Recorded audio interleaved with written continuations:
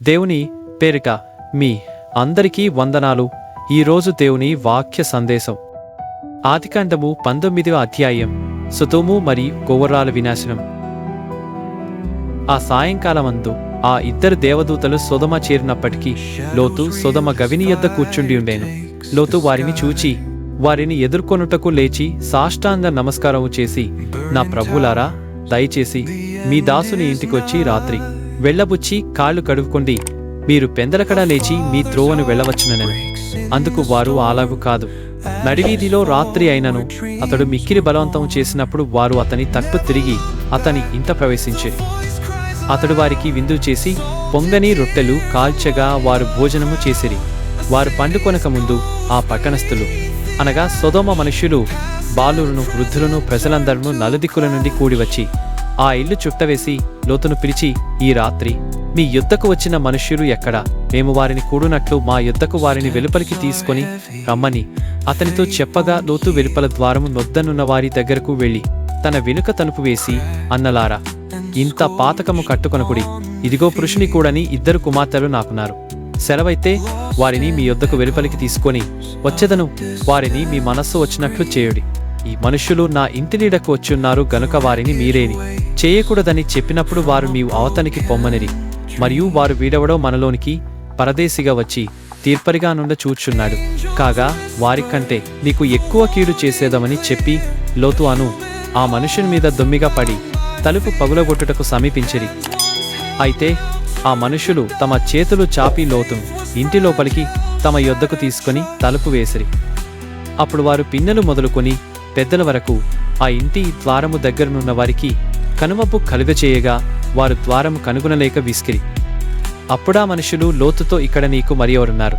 నీ అల్లుని, నీ కుమారులను, నీ కుమార్తెలను ఈ ఊరిలో నీకు కలిగిన వారినందరినీ వెలుపలికి తీసుకొని రమ్ము, మేము ఈ చోటు నాశనము చేయవచ్చితివి.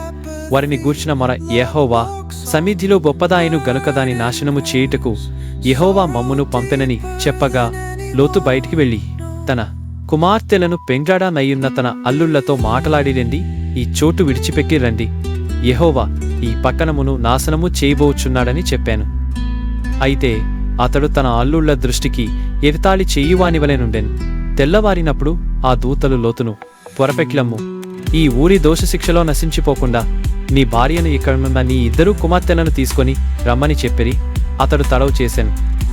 అప్పుడు అతని మీద యెహోవా కనికరపడటవలను ఆ మనుష్యులు అతని చేతిని, అతని భార్య చేతిని, అతని ఇద్దరు కుమార్తెల చేతులను పట్టుకొని వెలుపలికి తీసుకొని వచ్చి ఆ ఊరి బయట నుంచేరి.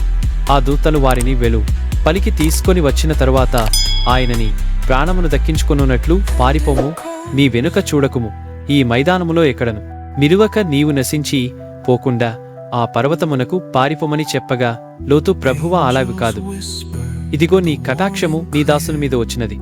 నా ప్రాణము రక్షించుట వలన నీవు నాయడల కనుపరిచిన నీ కృపను ఘనపరిచితివి. నేను ఆ పర్వతమునకు తప్పించుకొని పోలేను. ఈ కీడు నాకు సంభవించి చచ్చిపోవుదునేమో. ఇదిగో పారిపోవుటకు ఈ ఊరు సమీపంలో ఉన్నది, అది చిన్నది, నన్నక్కడికి తప్పించుకొని పోనిమో, అది చిన్నది కదా, నేను బ్రతుకుదునని చెప్పినప్పుడు ఆయన, ఇదిగో నీవు చెప్పిన ఈ ఊరు నాశనము చేయను, ఈ విషయములో మీ మనవి అంగీకరించితిని, నీవు త్వరపడి అక్కడికి తప్పించుకుని పొమ్ము, నీవక్కడ చేరు వరకు నేనేమియూ చేయలేనానను. అందుచేత ఆ ఊరికి సోయరు అను పేరు పెట్టబడెను. లోతు సోయరుకు వచ్చినప్పుడు ఆ దేశమున సూర్యుడు ఉదయించెను.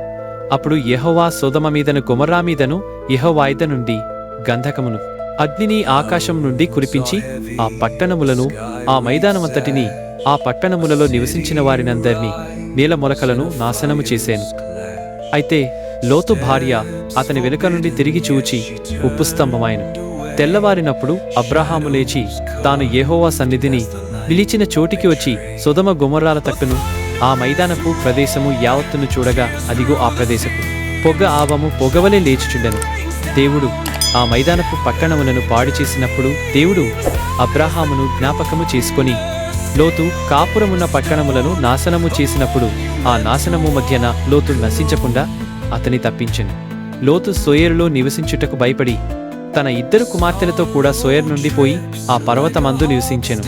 అతడును అతని ఇద్దరు కుమార్తెలను ఒక గుహలో నివసించిరి. అట్లుండగా అక్క తన చెల్లెలితో మన తండ్రి ముసలివాడు సర్వ లోకమర్యాద చొప్పున మనతో పోవుటకు లోకంలో ఏ పురుషుడునూ లేడు. మన తండ్రికి ద్రాక్షారసము త్రాగించి అతనితో సేనించి మన తండ్రి వలన సంతానం కలుగచేసుకొందము రమ్మని చెప్పాను. ఆ రాత్రి వారు తమ తండ్రికి ద్రాక్షారసం త్రాగించిన తరువాత అతని పెద్ద కుమార్తె లోపలికి వెళ్ళి తన తండ్రితో శయనించెను. కాని ఆమె ఎప్పుడు శయనించెనో ఎప్పుడు లేచిపోయినో అతనికి తెలియలేదు. మరునాడు అక్క తన చెల్లెలిని చూచినట్టి రాత్రి నా తండ్రితో నేను శయనించితిని. ఈ రాత్రి అతనికి ద్రాక్షారసము త్రాగించిన తరువాత నీవు లోపలికి వెళ్ళి అతనితో శయనించుము, అలాగున మన తండ్రి వలన సంతానము కలుగజేసుకుందామని చెప్పే. ఆ రాత్రి వారు తమ తండ్రికి ద్రాక్షారసము త్రాగించిరి. అప్పుడా చిన్నది లేచి అతనితో శయనించెను. ఆమె ఎప్పుడు శయనించెనో ఎప్పుడు లేచిపోయేనో అతనికి తెలియలేదు. అలాగున లోతు యొక్క 2 కుమార్తెలు తమ తండ్రి వలన గర్భవతులేరి. వారిలో పెద్దది కుమారుని కని వానికి మోయాబను పేరు పెట్టాను. అతడు నేటి వరకు మోయాబీలకు మూలపురుషుడుగా ఎంచబడను. చిన్నది కూడా కుమార్మి కని వానికి బెన్నమ్మి అను పేరు పెట్టాను. అతడు నేటి వరకు అమ్మోనీయులకు మూలపురుషుడుగా ఎంచబడును.